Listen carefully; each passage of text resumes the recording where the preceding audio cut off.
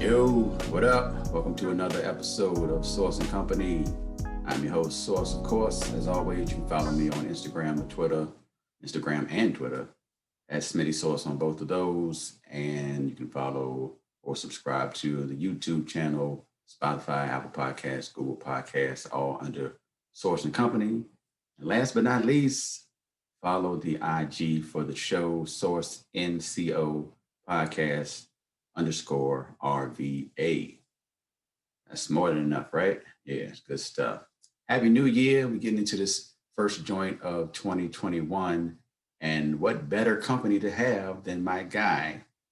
He is I forgot the job title already. Can't even say what I was going to say. Director of Casework for U.S. Senator Tim Kaine by day. And by night, he is the founder of the Cheats movement. He is a writer, photographer, definitely an 804 hip hop enthusiast and podcaster. He does a lot of stuff that we're going to get into. His name, in case you don't know, is Marc Cheatham, aka Cheats. What up, Cheats? What's good, Source? How you doing, man?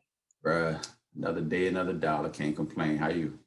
I'm doing good, man. I'm looking forward to spending some time with you. I'm doing well. I appreciate it, as always.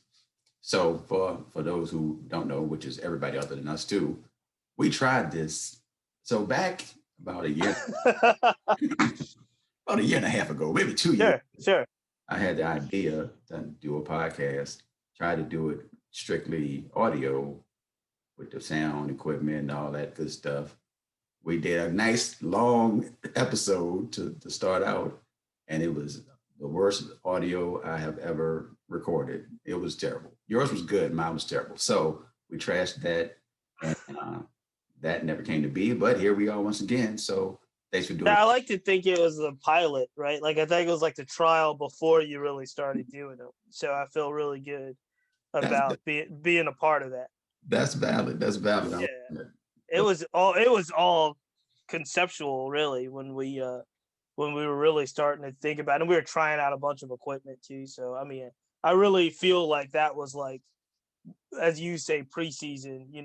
This might that probably wasn't in preseason. It was like training camp. It was training camp 5-on-5 scrimmages. You know what I mean? For real. And I appreciate that. Make me feel a little better about it. That's good. Speaking, we talked about this too. I mean, we'll get into it, but I have countless lost episodes. I have about a lost episode a year average. So. Yeah. Oh yeah. I will throw out that my last episode, I tried my first IG live for Source and Company. Right. I did it. It was dope. It was actually, right. I mean, it was very thorough, and the guest, who was Brandon Rush, he's an actor. Right. I know his family, I believe. He was detailed and has a lot of stuff going on. And man, that IG live after it went away. It was gone. That's the lost episode of Source and Company. So we just gonna let that be 43, and we rock with this as 44. Oh, that's 44. That's pretty good, actually. That's a good number. It's a good presidential number. That's a good number. So since we're leaning on that 44, sure. Let's just get into the politics straight up out the gate. Okay. First of all, let's talk about your affiliation with U.S. Senator Tim Kaine, who was, for those who don't remember, he was the vice presidential candidate that ran with Hillary Clinton in 2016. 2016, yep. So no, I mean it's one of those things where I've worked for him now for a really, really long time, and I feel really privileged and blessed to have that relationship professionally and beyond. I met Senator Kaine when he was lieutenant governor. I was an intern in 2004, I believe. It's 2021, so you can do the math. But it was 2004, I interned in his lieutenant governor's office about a year and a half or so before he announced he was going to run for governor, even though it was kind of the worst kept secret in all of Virginia politics, right? There's a Democratic governor, which was Mark Warner at the time. There was a Democratic lieutenant governor, Tim Kaine, and then there was a Republican attorney general, Jerry Kilgore, at the time of this '05 governor's race. So everybody knew you can't serve consecutive terms in Virginia. Mark Warner was on his way out. Tim Kaine would be essentially the nominee for governor back in '04, '05 race, right? But I decided to intern for him in the summer while I was at VCU. And I walked in one day, and the story goes, he's kind of history ever since.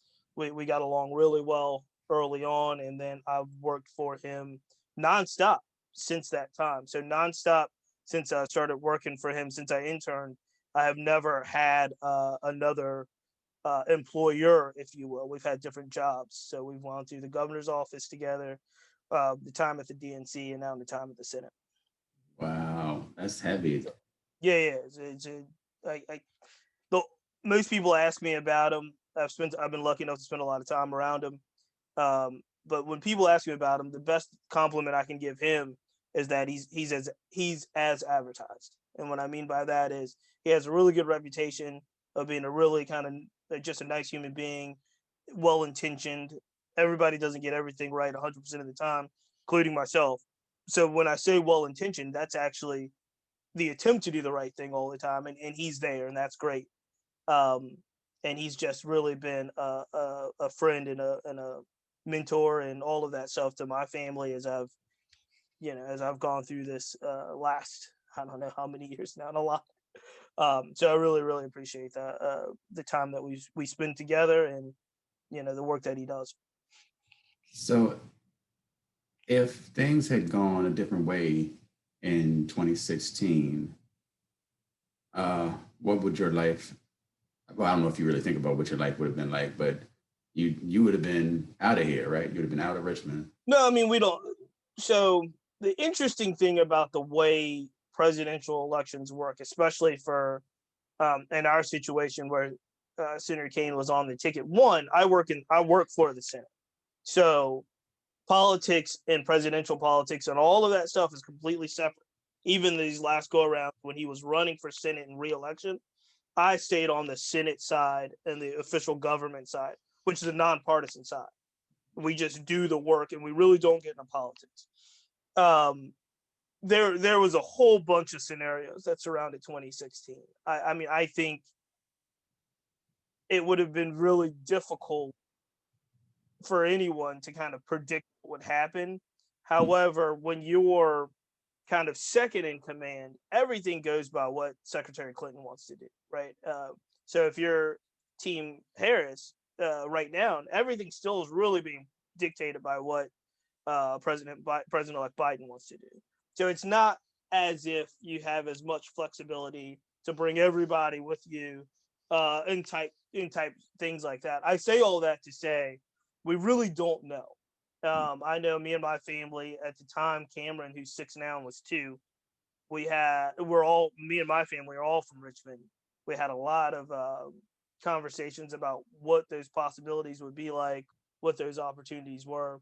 And you really have to put your parenting adult family hat on and say, okay, what would be a possible option of what you want to do? How do you articulate that to the powers that be, which isn't Senator Kaine at this time? There's a whole bunch of transition people and handlers that do a bunch of this stuff. Right. Do you want to relocate? And then if he has to go, the governor and then appoints the new senator in Virginia. If you appoint somebody that you like and you want to work for, do you want to stay in the same job and work for the new guy? Would that new guy be able to stick around for more than 6 years? It was just, there were so many scenarios that happened, and so I can't really say. The conversations that me and my wife had were really wide open in 2016. When that election didn't work out in our favor, we actually had a conversation probably the day after, the next day, and both of us agreed we would never do that again. We would never have those conversations about what possibly life would be like if we had to move or that we made the decision where no matter what happened in the future, we're probably going to be rooted here in Richmond with our family.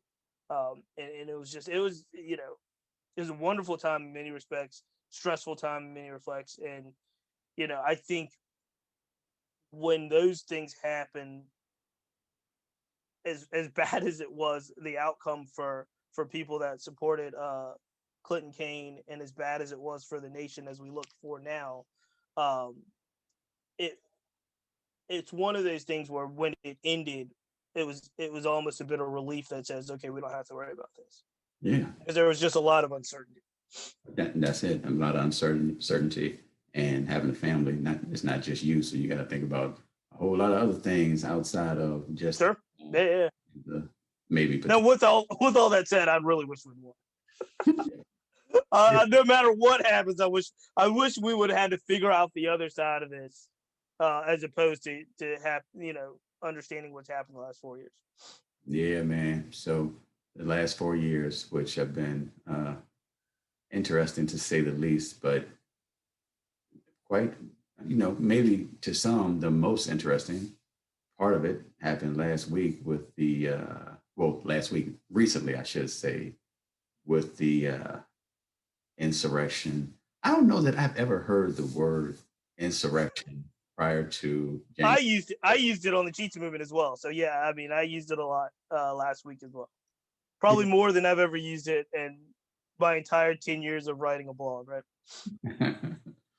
uh, I don't even know what if there's anything to ask you about last week or January 6th, because we we know what it is and we see what it is. But going forward, I guess, how in your mind, do you think that anything would actually be prosecuted for real? Like, I don't, not even prosecuted. I would hope so. I can't say what will happen. I will tell you what I hope would happen is I hope they would hold people accountable to the same standards that I feel like had it been any other community outside of pro-Trump, mostly white, a lot of white males, um, be held to a standard of. One of the things that was really mind-boggling to me, and I thought about a whole bunch of things when it was going on. You know, what had it been brothers and sisters, had it been you know non-Trump people, how this would have been framed. One of the things, believe it or not, that I didn't think of until I think Morning Joe and Joe Scarborough, that Joe Scarborough and their team brought it up on Morning Joe, was that exact same image had those individuals been Muslim. And I never really thought about how we would have, as a country, looked at that had they been Muslim. And I think I can't say, but I would assume they could have all been American Muslims. We would have been militarily attacking foreign countries based off American Muslims that had ties to whatever Middle Eastern country it was. So when it really hit me and I really put in perspective stuff like that, like I think you and I can joke around, or we not even joke around, but we kind of know the truth of what it would have been like if it was the Million Man March, or what it would have looked like if it was the Women's March. It would have been a whole other international incident had they been Muslim or Asian, or you know what I mean. If it, and that's scary, but that's also part of course, of what's been happening the last 4 years. And I think the problem is when we look at issues like this and how we have to talk about them, we start at a baseline of such absurdity because this administration has moved the line so much. So this president has been now impeached twice. First president in the history of our country to be impeached twice. And what I fear is we're just accepting this stuff as like, oh, this is kind of what happens. And it's so not true. It's so not normal that now you just move the baseline. So what can the next president get away with, whether we agree with them or not, because the baseline's been moved so far. So that's really, I think, when I look back at the last 4 years, what I'll be the most concerned about is that we can't really go backwards because now we have a precedent of this level of absurdity coming from the Oval Office. and it will take decades for us to even just get back to what we considered was a standard level of decency. You said what changing the line of what the next president can get away with, but also what people will try to argue as impeachable or unpresidential Sure. as a standard. Sure. Crazy. It's crazy. It is crazy. And we kind of like, we haven't given up for real, but it's like we can get them like, well. No, you're right. With okay. this particular president, I think there was a lot of just toss your hands up and say, just keep going, which is insane, which is unheard of. A lot of people talk about, if President Obama had done X, but it's not President Obama had done X. If any of the other 43 presidents before President Obama had done X, they would have all gotten some type of checks and balances. This president had very little, if none, and the ones that did try to check him had very little influence to do so because they were either in the minority, didn't have the votes, or whatever. And it really is a paradigm shift when historians go back and look at this last 4 years and what this administration was able to do pretty much unchecked, and what they aided and embedded by certain people in Congress. It's going to be insane. Last political thing I ask you. Sure, no. Go. When you look at the Republicans who voted for impeachment recently, do you when you consider the last 4-5 years that 4 years that they've seen this about to happen, and 5 years that they've been watching this dude and been like, yeah, okay, I guess we're rocking with him. Do you think that their decision to vote that way was based on some type of moral compass or some type of self-preservation? Like, I can't lean one way or the other. I can't. No, I can. I would say most of it's on survival, right? It's on survival, but in most of it, there's a lot of folks I don't think that rocked with this particular president, but were so afraid of him and the people that stormed the Capitol and what they could do within the influence of their own party, right, that they felt they either held their tongue or went along with it. And they get to the point where, now it's cool. Now it's gotten so bad that now it's cool to be like, I'm not with him. And they're not as afraid, right? And they're definitely not going to be afraid if this second impeachment goes through and he can't run for president again, right? Because the numbers are getting smaller and smaller. I have a lot more, I guess, passive resentment for people that I know were decent people that kept their mouths shut for 4 years and kind of went along with this. And I'm not talking about people, elected officials and congressmen. The man got 70 something million votes, right? This time around, he got so many votes in 2016. And I know that there are people that I kind of interact with on a daily basis that are super nice to me, voted for this man and this administration with all the things that he believes. And maybe, just maybe, they thought it wasn't going to be this bad, or he wasn't as bad as, it seemed when they voted for him. But they clearly weren't paying attention, because the man started his rise outside of reality TV. He started his rise in politics by saying Obama was an American, and started by basically trashing Mexico and Latino Americans. And this is how he started. So he went in on it, he went into elections like this and politics like this. And there are people that were, he's a businessman, I want to run the country, and all. So I've grown even more kind of resentful of individuals that kind of just kept their mouths shut and went along with him in that vein. But again, at this point, those guys are all jumping ship, right? And even the people that worked in his administration and aided and abetted him, or even led some of those charges for 4 years, seems to have had, these come to Jesus moments. And I don't believe that they're moral compass moments as much as I believe that they know that this is over, right? When you know that when this ship is over and they know it's over and they know that that influence isn't going to elevate them in the future, it's probably going to be a stain on them, then they got to jump ship and try to save face. Too late for that. But yeah, in my opinion, anyway. Right, but I mean, it is America. And no, seriously, we were just talking about this the other day. Me and my wife. Matter of fact, I take that back. Me and my wife were talking about this morning. The Trump children have all moved to Florida. Trump's moving to Florida, and I wouldn't be surprised if either one of them want to run for, elected office in Florida. And again, probably they might be a tough out. Florida's a weird place. So again, it's not necessarily. I think it's too late nationally. But I think I wouldn't be surprised if this family is around for a while. I didn't even think about that, but that's a great point. That's a great point. Oh man.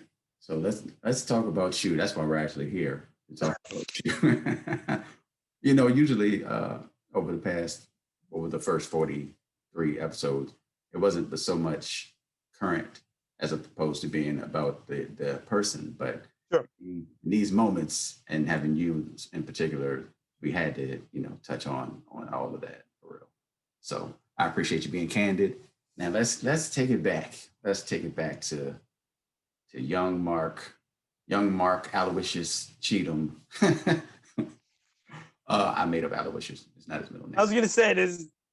We do it too. I don't know anybody that's named Aloysius, but that's the go-to Aloysius. Okay, yeah. So you grew up in Richmond, as you mentioned. Yeah. School through Richmond. What was it like? What was home like?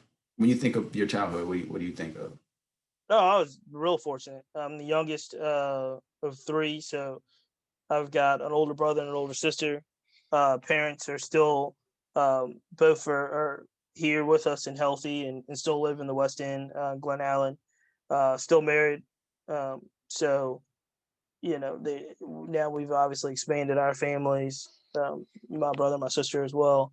And I just remember just a lot of happy kind of times, to say, for lack of a better term. A lot of sports, played a lot of sports, a lot of video games, kicking it with a lot of friends. Really enjoyed growing up in the West End of Henrico at the time that we grew up. 80s, 90s. It was just a really, really kind of pleasant time for us. And so mom is kind of the traditional superwoman, black woman, kind of did everything. Dad is in the household, work nights. So there's that balance of, him going to work at night and mom having the responsibility of working. She retired from Bell Atlantic. The most I remember is, I think we called it CMP Telephone Company, but it was, she retired ultimately, I think, from Bell Atlantic, or Verizon might have bought Bell Atlantic towards the end.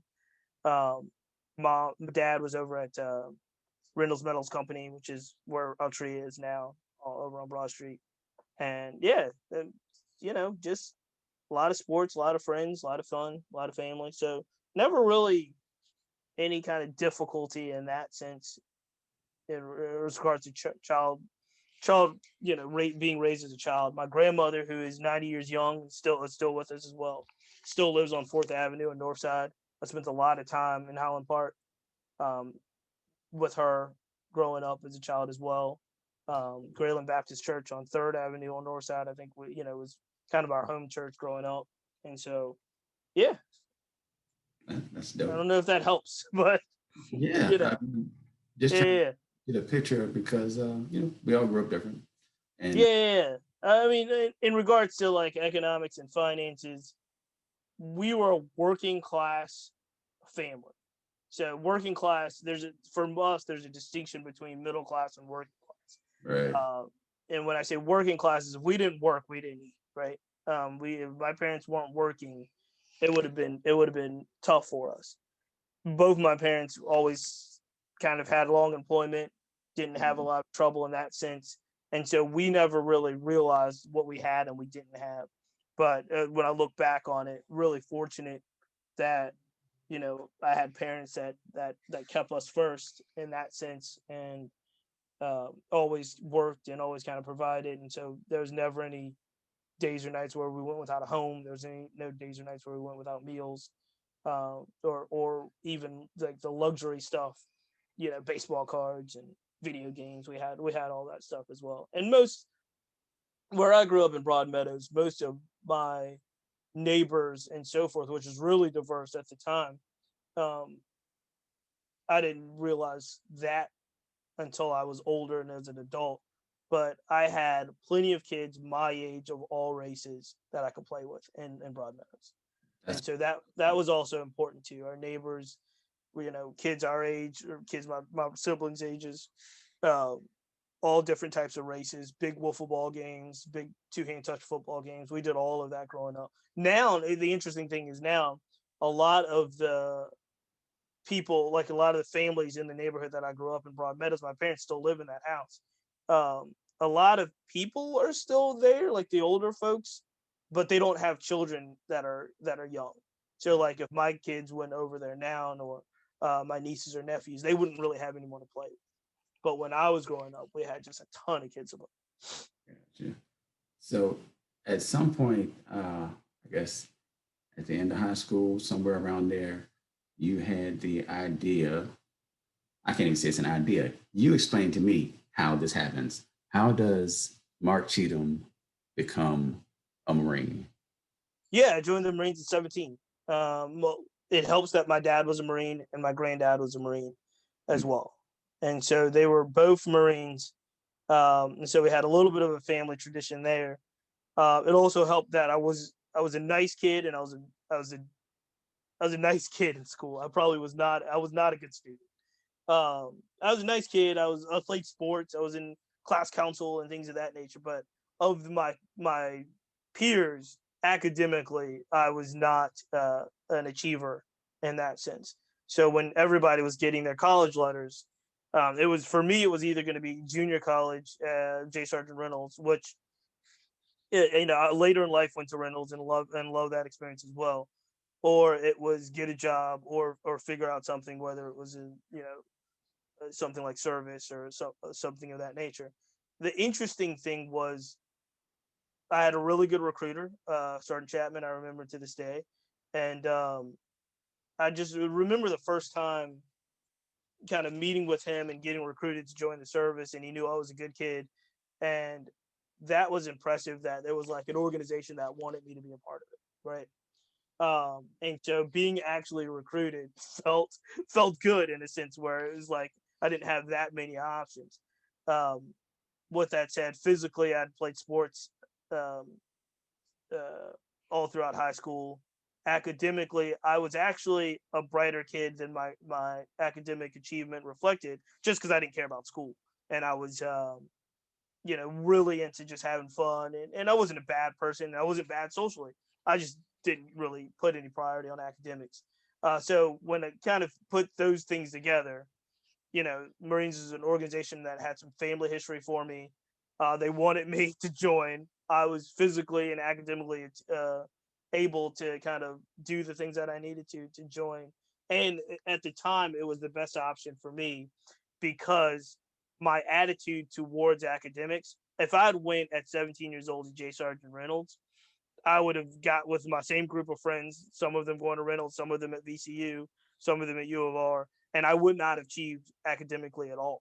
It mm, took that time, and I knew that. I told my parents that. I was like, if I go to Reynolds now, you're just throwing away your money. And so they were like, well, if this is what you think is the best decision, and at the time, I thought it was because I always had this thing where if my peers were doing something, and most of my friends were, enrolling in college in the fall, I wanted to be doing something. I right. didn't want to just be like, okay, now I'm going to start really working. So once I made the decision to join the service at that time, it was a lot easier for me to take pride in that and say, yeah, this is the decision that I've made. While you guys go off to school in the fall, I'm going to go to boot camp. See you on the other side. And it Mm, really did turn out as one of as you get older, you make better decisions in life.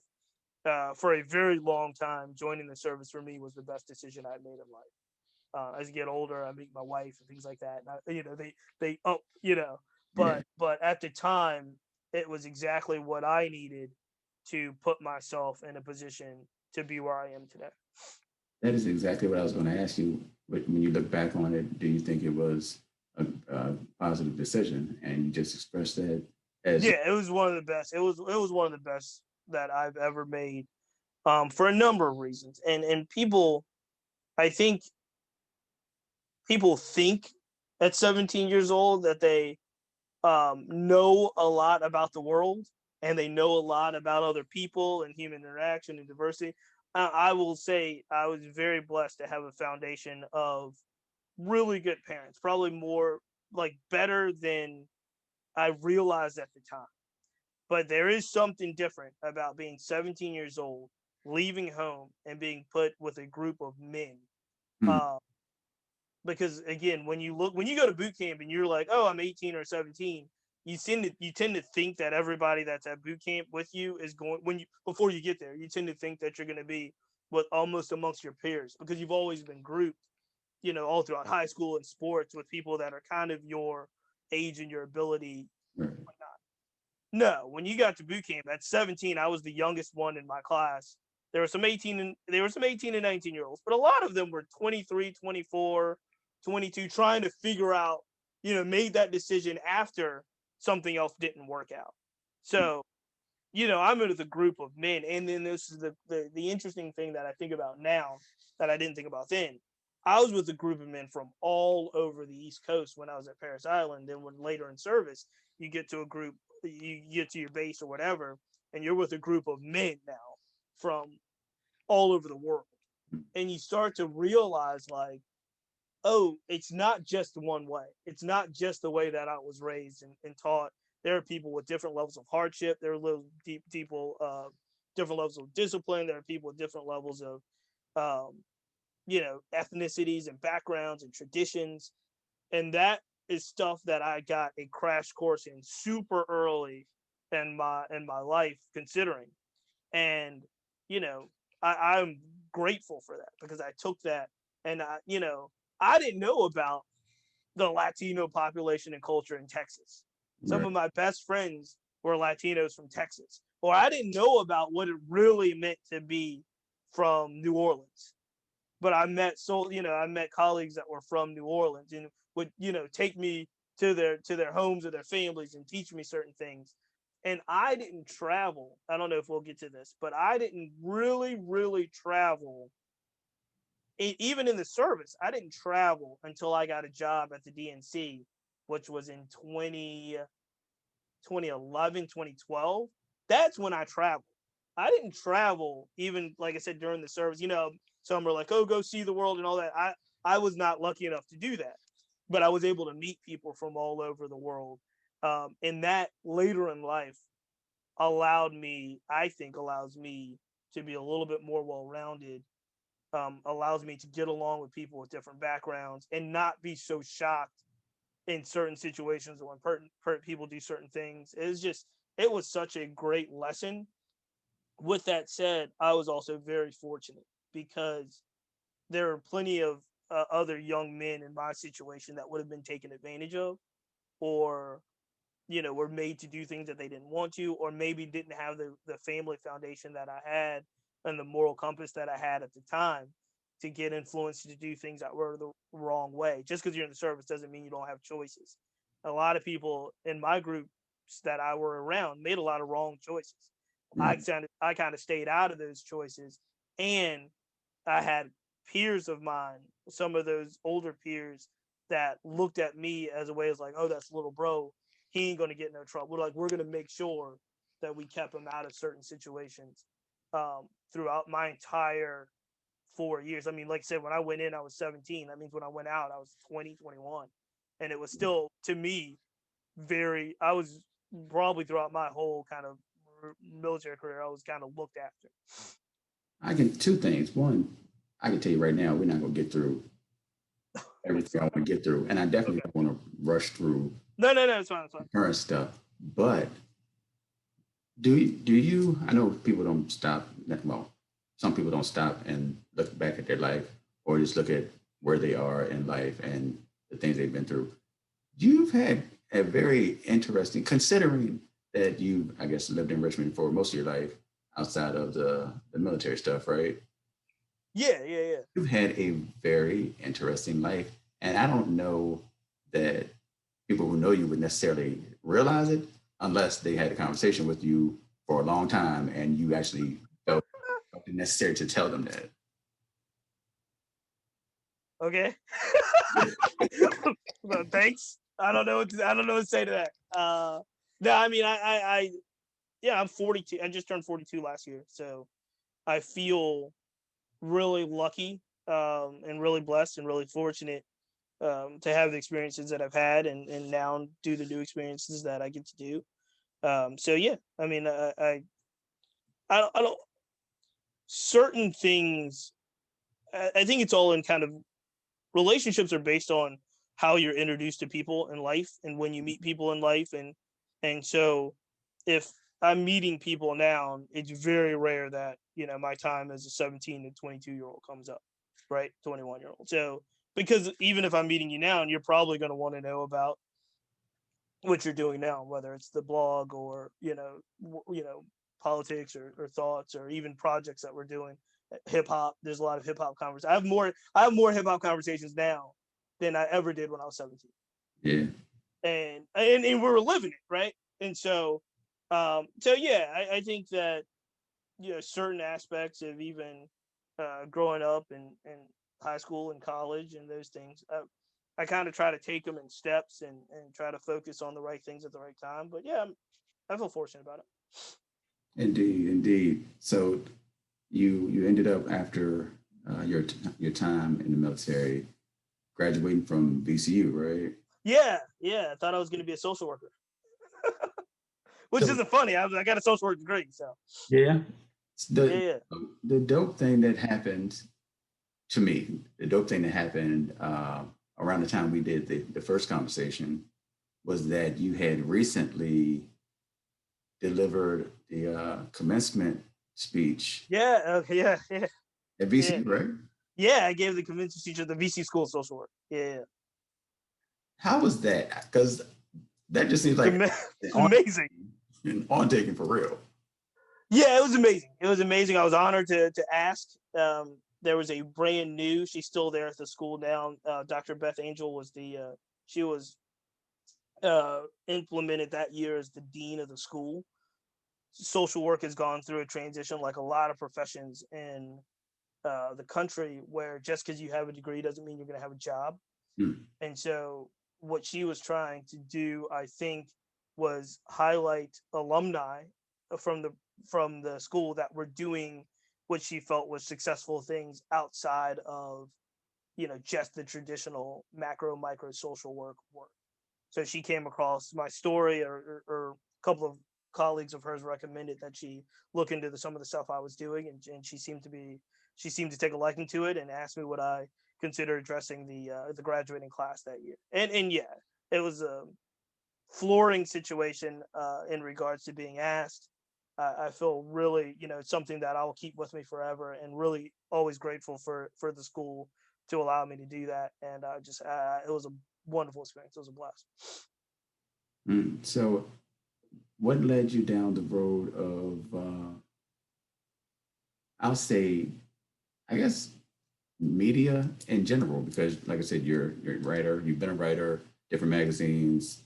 Of course, you do your Chiefs movement, which is more Sure. blogging and well, it's all writing. But you do that. You do the photography. What led you down that path? So it's the blog. The Sheets movement is 10 years old this year. So it started in January 2011. And when I started it at the time, there were kind of two things that were happening at once. One, I this time we had moved. I had done 4 years working for Tim Kaine in the governor's office, and I had accepted a job to be his traveling assistant. So the guy that travels around with him everywhere he goes, hands out business cards and sets appointments and does that stuff for him at the DNC. He was chairman of the Democratic National Committee, which is based out of DC. So we were both still living in Richmond, but we were based really out of DC. And we spent probably 5 out of 7 days out of the week traveling throughout the nation. And so two things was happening. One, I was feeling kind of disconnected from Richmond because I was traveling all the time and I had a camera with me and I was taking pictures of all of these places that we were traveling to. And the other thing that was happening was that there was just this kind of hole in Richmond media that did not focus on Black culture at all. Didn't focus on hip hop culture.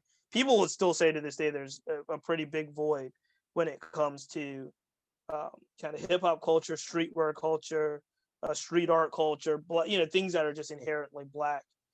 And so there's still pretty much a void probably to this day. But one of the things that really bothered me at the time was we wouldn't hear about positive events in the media in Richmond that happened that involved Black culture unless something bad happened. So you wouldn't hear about an event unless there was a fight. You wouldn't hear about a concert unless something really went bad. And I looked at that and I knew what me and my friends were doing in Richmond when I was in town.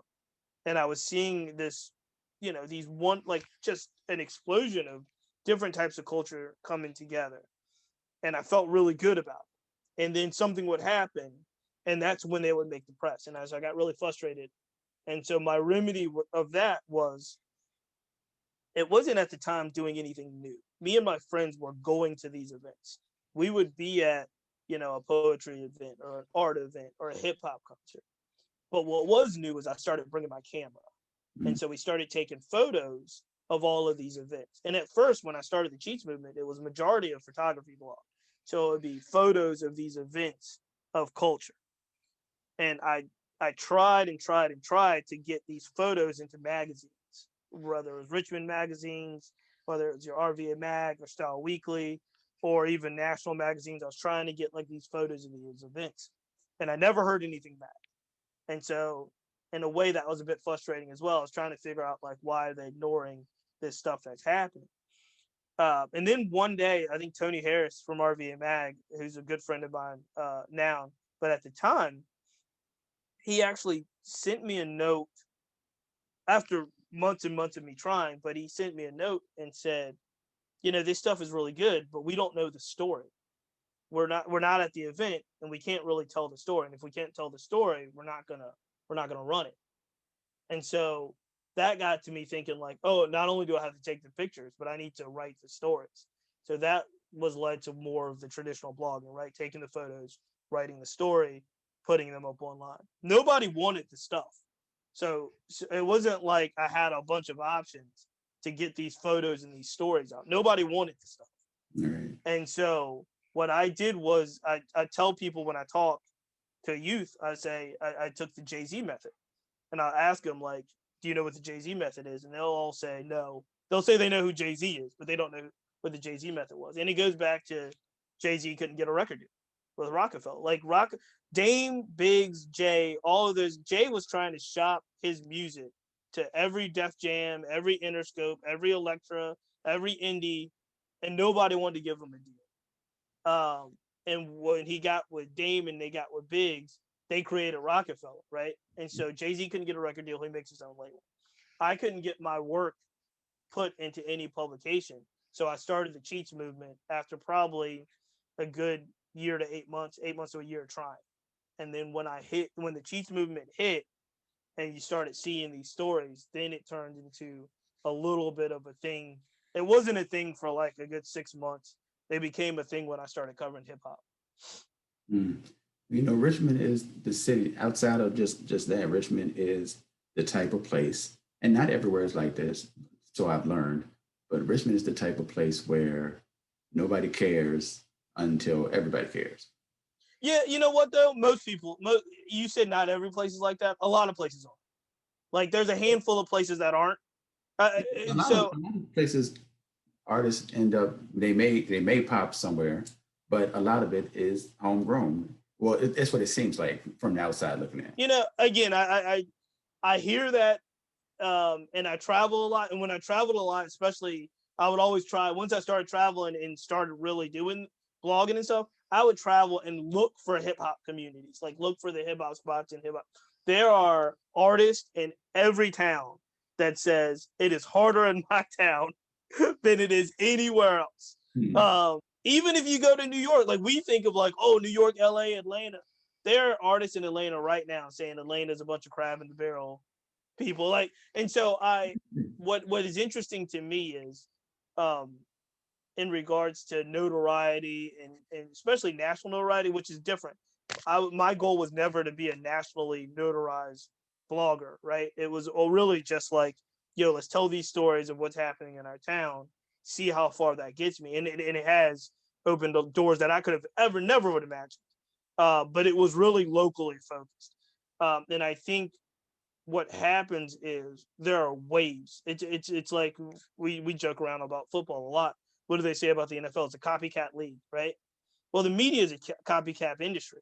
And what I mean by that is when Atlanta gets hot, everybody's on Atlanta. When Chicago gets hot, everybody's on Chicago. When New York is hot, everybody's on New York. It's a copycat media story thing, and you're just trying to find the next big thing. When SoundCloud was hot, there's a bunch of artists coming out of SoundCloud. So I don't necessarily subscribe to. I do agree in a mid-city size town like Richmond, you're always cooler when other people recognize your work and brings it back to you. It's always going to be harder, in that sense, for you to break out until you break out somewhere. You get that wave somewhere else, and then they're like, "Oh, you heard a Source too? I heard a Source." Now, and your friends are like, "Oh, I've been with Source since." So, but that's always the case. That's always the case. So I don't think it's unique to Richmond, or even I don't even think it's actually universally harder in Richmond. I do think that people have to understand that media in general is run by human beings. When I figured out that media was run by human beings and what happens on the 6 o'clock news, like the national NBC news, is dictated by a human, my mind was blown. And I was a full-fledged adult when I realized this. Right. I really just thought the biggest news stories were the ones that people talked about. That's not true. What happens is we could have a story here in Richmond for a year and a half. Washington Post write one story about it a year and a half later. That Washington Post story gets picked up by the New York Times. Now it's everywhere. But we had the story for a year and a half, right? So that's how media works. It's still very reactionary. That's a good point. That's a good point. Richmond has been for haters though, and yeah, I understand what you're saying. I'm not saying that there's not haters in Richmond. No, I agree. I agree with that, Seth. You know what? I forgot. I forgot to break out my hat, cheese, because this is you all day. This is you. 92% of the time that I've seen you in life, Sure. This is you. Yeah. When did that start? Like ever since I started playing baseball, Bethlehem Little League. I started playing baseball when I was 6. Worn a hat ever since, basically. Like all through high school, all through meetings, all in college, all in the service. Yeah. Backwards though. I'm saying the backwards hat thing is you all day. Yeah, I probably again. I'm sure you realize that. No, but I mean, I probably maybe I didn't wear it as much backwards in high school. Like maybe I wore it more like a baseball player. I was a baseball player. Maybe I wore it more as a baseball player then. Right. But probably right soon after that. Like yeah, it's always a backwards hat somewhere. Even like it's got and now it's probably a comfort thing because I like even when I'm working in like working in big meetings, suits, everybody's around. If I have an opportunity to like a private moment or something, I'm just working on a project, I'll put my hat on. Yeah. Comfort. Understood. Let's talk about Richmond hip hop a little bit since we were talking about the media. Yeah. Referring to hip hop. Richmond hip hop has grown, I think. I think that the between the venues and the outlets and people that are taking it to another level on their own, Jay-Z method in format. Sure. I think that Richmond has been more recognized across the board in hip hop. And but I think that your presence lends itself to that fact as well because you, like you mentioned, you had to start your own site to get your stuff out there. But you have also taken a lot of artists with you in a certain way where they've gotten a lot of coverage from you being in their vicinity. No, I mean, I hope that's the goal, right? I don't write articles about myself. Nobody would read them.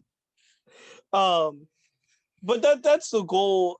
But it's also just, I think it's just who, like, our cult, like it was who, in many ways, it was just culture. I loved art. I love creativity. I love culture. Hip hop has been the soundtrack of my entire life, whether I realized it or not. Independent hip hop is something that I had access to. Like if I could have started my blog and wrote about and get access to national acts, I would have probably done that too. But the idea of wanting to tell these stories, these Richmond stories, hip hop being that soundtrack for me, and I had accessibility to these artists, and the other thing, one of the reasons, and I don't take any of this stuff for granted. One of the reasons the site is as successful as it is now is because I've based those formative years, the early 2012, 2013, 2014 years, almost exclusively on hip hop and hip hop culture and things that were happening in hip hop in Richmond.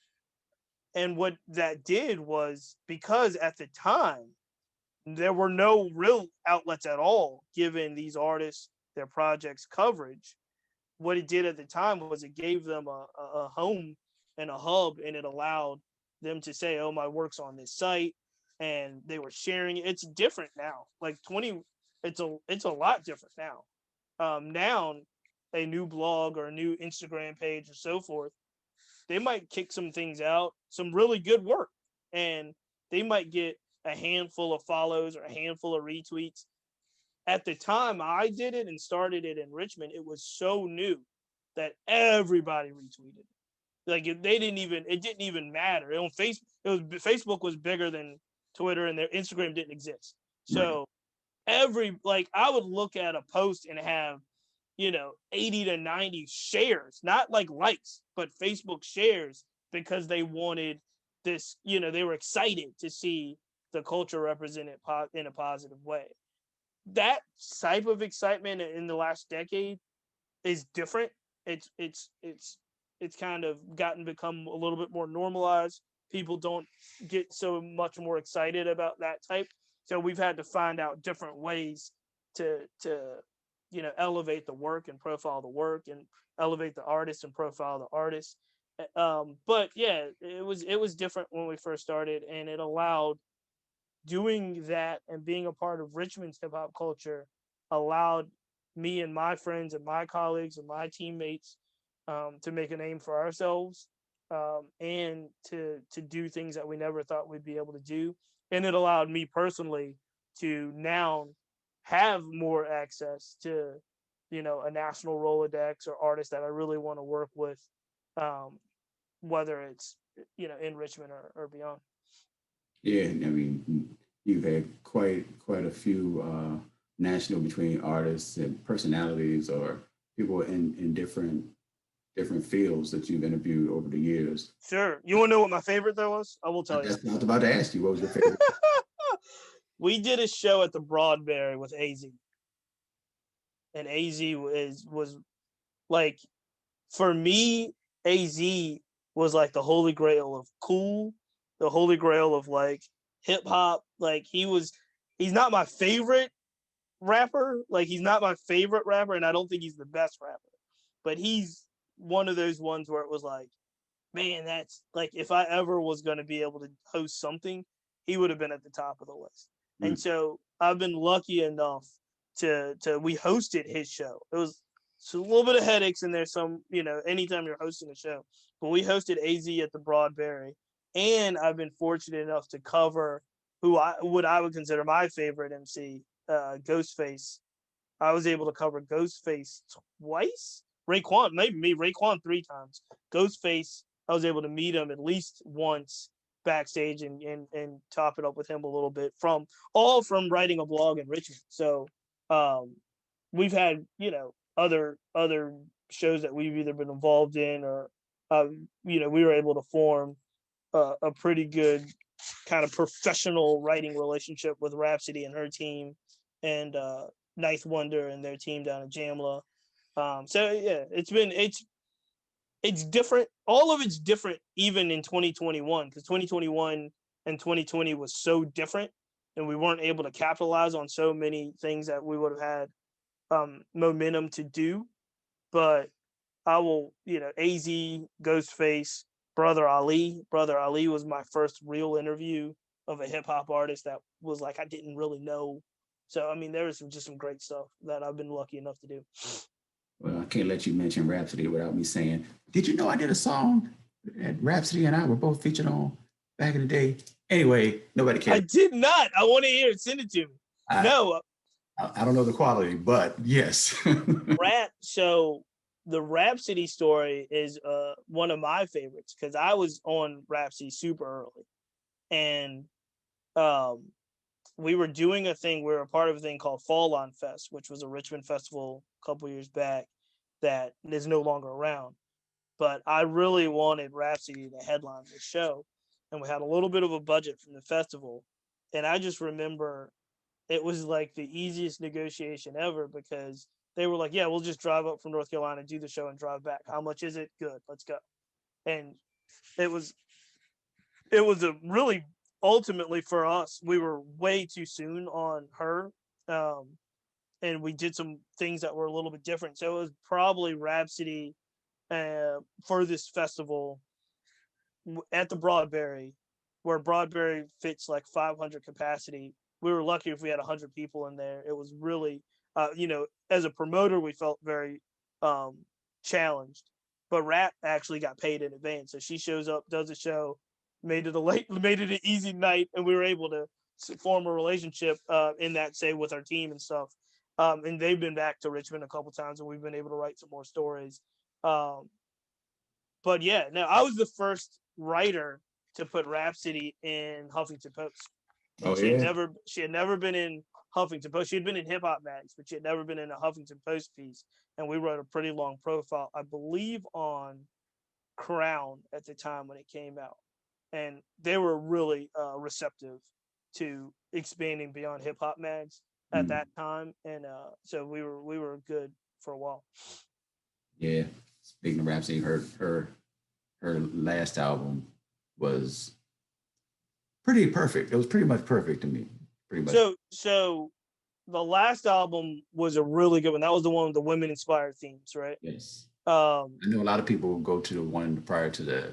Right. So Layla's Wisdom, I think, is one that just was floored. So I was floored with a bunch of things, but She Got Game mixtape really turned the corner for a lot of folks. But Layla's Wisdom is close to as a perfect album. It's a really good album. Like, and I think the last album, I think she gets better and better and better, but schematically, the way they put together Layla's Wisdom was just, her and Ninth and Jambo, they deserve a lot of credit. Happy belated birthday to Ninth, and his birthday was. Yeah. So, what's next on the agenda? Is there something? Actually, you know what now? Because that was all the hip hop questions. We need more of them. Look, man, I'm joking. I have you here all day. I know you got things to do after this. I understand. When we first met, it was from actually my man Todd, who you know. Yeah. Doc's One producer extraordinaire, former producer extraordinaire. I don't know what he's doing right now, but anyway, he told me, you should check out this guy, Cheats. He's got this thing, Cheats Movement, blah, blah, blah. I checked out the podcast, listened to a couple of joints, and I messaged you. You responded. We talked back and forth, and we ended up, you invited me down and to see the podcast in person, and we've had a relationship since then. You had a whole squad, and you still have a whole squad in some capacity. How's that? Because I know a lot of your stuff, people recognize you, but you have a whole crew? I guess everything has a crew, but you have a whole crew with you. No, so that's a good question because when I started the blog, in 2011, like I said, January 2011, where I'm sitting right here in my house, in my office with a laptop. When we started the Cheats Movement podcast, is what I think a lot of people recognize as like this, like the clicked up unit of, creatives and superheroes and wonderful people. And so what happened was when we started the podcast, my man Hip Hop Henry is who's a host at WRR. He's a writer for my site, but he's also a writer for RVA Mag. And he's probably one of he's a prolific DJ, and he's just kind of one of the most connected kind of lifebloods as we go like right now. Like who's currently really doing Richmond hip hop right now? Hip Hop Henry's kind of like one of your go-to guys. When we started the podcast, which was 6 years ago now, 5 years ago, around that time, they were doing another. He was doing another show. He was a part of a show called The Listening Party, and another member, one of my best friends, KB, hip hop's one of my best friends. Were both a part of The Listening Party. It's an internet radio show, and they invited me to come to their show and just to be a guest on their show. I was blogging at the time. Long story short is, me and hip hop decided to start the podcast. We actually did it, which is different too. It's one of those things where people say they're going to do something and it never happens. But we actually did it, and we started doing these podcast episodes. KB, Big Rich came along early on, and they were always at the pod, and they were part of the team.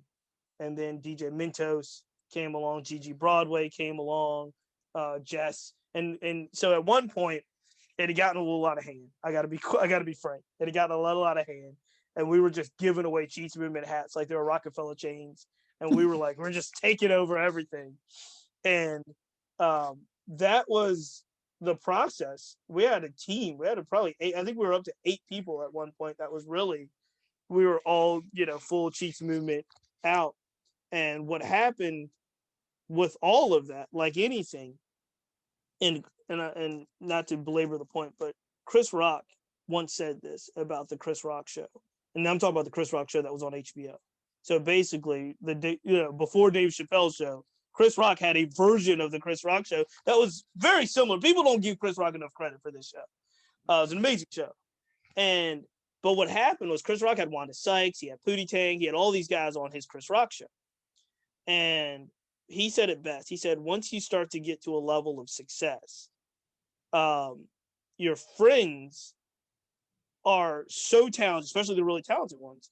They're going to get opportunities or want to do things that are, not under my name. The show's called the Chris Rock Show, but Wanda Sykes wants to be Wanda Sykes, or you know what I mean? And so what happened, I think, in the long run was I looked at all of these people that were doing amazing things, and a lot of them were so closely associated with the brand, where no matter what they did, it is like I was getting credit for it, or I was getting slack for it, or whatever. And they didn't want that. A lot of them didn't want that, and a lot of them was like, no, I want to be able to do my own show. I want to be, and so the type of person I was at the time, because nobody was under contract. We were all friends. We're still friends to this day. And in order for us to maintain being friends, I wasn't going to try to keep anybody under a thumb, right? So what happened, long story short is, they have successful shows. A lot of them have successful shows. They have a lot of successful careers. I like to think we all helped each other. I like to think that I helped them, whatever they wanted to do. I still go to quite a few of their shows and guest on their shows, or contributors, or, like I said, hip hop still writes articles for the site. He wrote the end of the year hip hop article for the site that's been on the site a couple weeks ago. We got a bunch of new stuff. And so I think what happened to the whole group, DJ Mentos and I still talk, KB and I talk every day because we're both Knicks fans. We talk all the time, and we're always working together. Mentos played a major role in the Voices project that we were doing with his designs and so forth.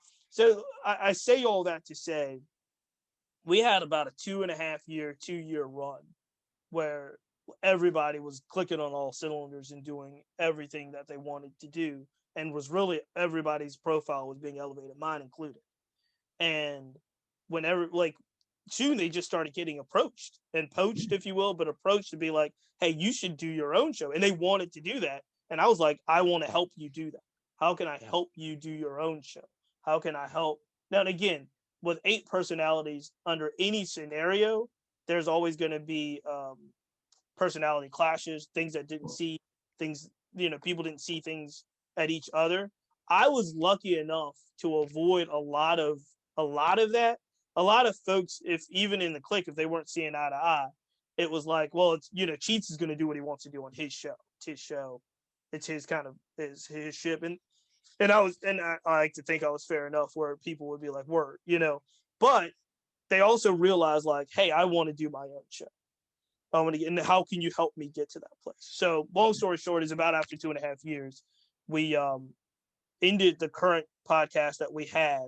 It coalesced at a time where WIR wanted me to do a show on their radio, and they were very clear that I wasn't going to take 8 people to their station and do what we were doing for the last 2 years. Right. So at the time, hip hop, Rich and those guys had another show that they put their energy in. Jess had another project. She put her energy in. Mentos he was making music with Noah O and The Rain and all that stuff. So they were putting their music in that. Gigi Broadway and I went to WIR and we made the Cheats movement on the radio, which is me and Gigi Broadway's project. Yeah. Yeah. We ought to I don't know if that answered the question.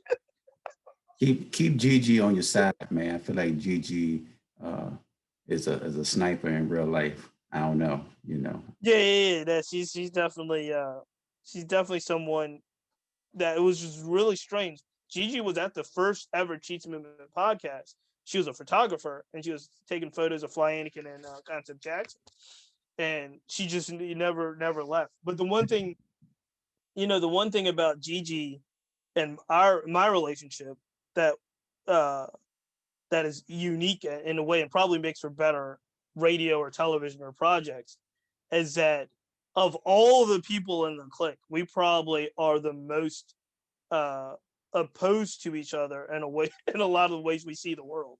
Right. We love each other and we get along very well, but she'll see the world one way and I'll see it completely different, more so than probably anybody else in the clique. So it's like if there's 8 people, it's Gigi on one side and Cheatham all the way on the other side, right?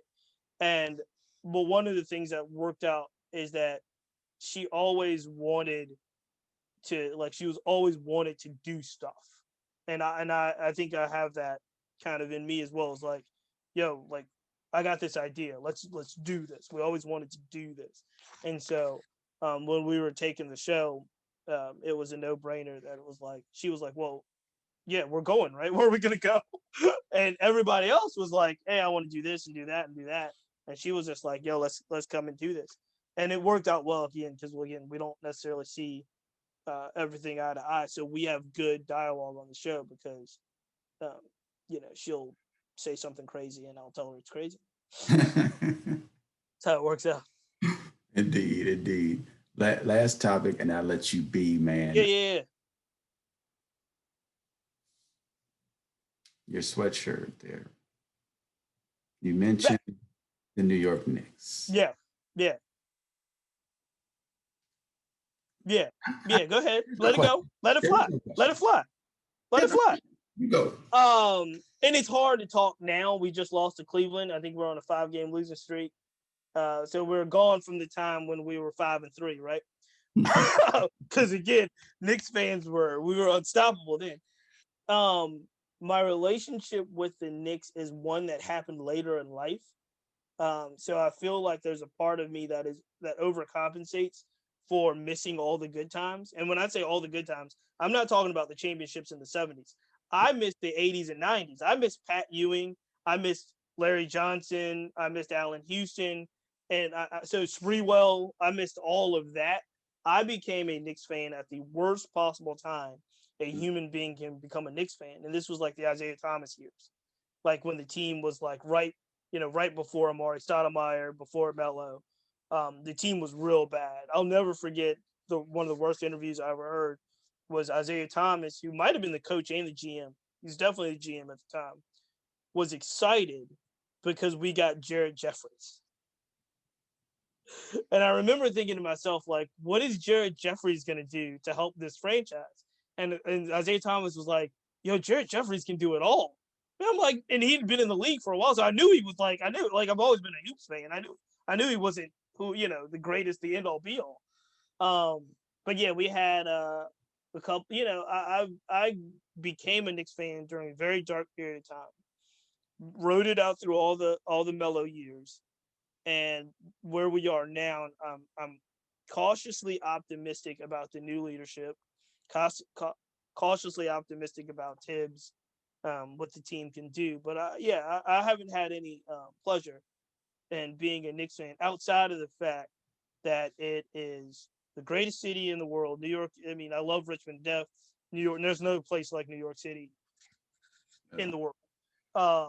And there's nothing like New York City hoops. And when you really talk to anybody about New York City hoops, the Knicks they're going to come up. And I enjoy being able to root for a team that no matter where I am in the country, I can be like I can find a Knicks conversation, and that's fun. Even though it's a tragic conversation, and it has been for a long time. So I enjoy it. One of the things you and I have talked about this offline. I haven't figured this out yet, but me and KB, like I said, is a good friend of mine, part of the Cheats Movement crew, podcast crew originally, listening party, all the stuff that he does. We literally watch every game, and we text incessantly through every game. One of the things that I want to have to figure out, and I realize that the market is oversaturated, nobody's going to care, but we'll figure out a way before sometime soon to be able to get our Knicks commentary. I don't know if it's going to be IG Live before the game or, post-game wrap-up. Some of the games wrap up way too late, but we're going to figure out a way to get our Knicks comments into the world because they need to be there. Hey, bro, listen, my man that I had on a couple months ago, Trek Life, MC from LA, from Covina, but from LA, does What's in the Box Trek. He does a post game, well, the next morning after every Lakers game. He breaks down the numbers. It's very thorough on IG, bro. Yeah. So even if y'all did a once a week thing and just got together for 10 minutes, 20 minutes, whatever y'all have, man, do it. It's so we have to, because literally we watch every game and text every game. And I didn't know this until I started following the Knicks and really becoming a Knicks fan. But there is something special to following a team so closely that you watch every game. Especially football, you can do it because it's a 16-game season, give or take the playoffs, and you might have your favorite team. But there's something about baseball and something about basketball in particular where you just start to notice things about your team and the makeup of their players. And again, like I said, football is one thing. I'm a Washington football fan, and I'll never forget the D'Angelo Hall years in Washington. And if you watch those teams closely, and I know, Mike, you're an Eagles fan, and I know you watch the Eagles very closely, in the sense where I knew when D'Angelo Hall was going to get in the fight. I knew it. I knew every Sunday. And you probably look at the secretary or linebacker or something, and you kind of know, like, it's so. Last thing is, I had a buddy who's a big Red Sox fan, and baseball's 162 games. It's a haul. Mm-hmm. It's a haul. And this guy probably watched, out of 162 games, he probably watched 130 regular season Red Sox games. Mm-hmm. It's just what he did. And the stuff he would be able to tell you about the team and the personality without like commentators, just looking at the game, you'd be like, that's insane. And you start to get the spirit of the team. The more you do it, the more you enjoy it. So by watching every Knicks game, this is, I don't know how many seasons now where I've literally been watching every Knicks game.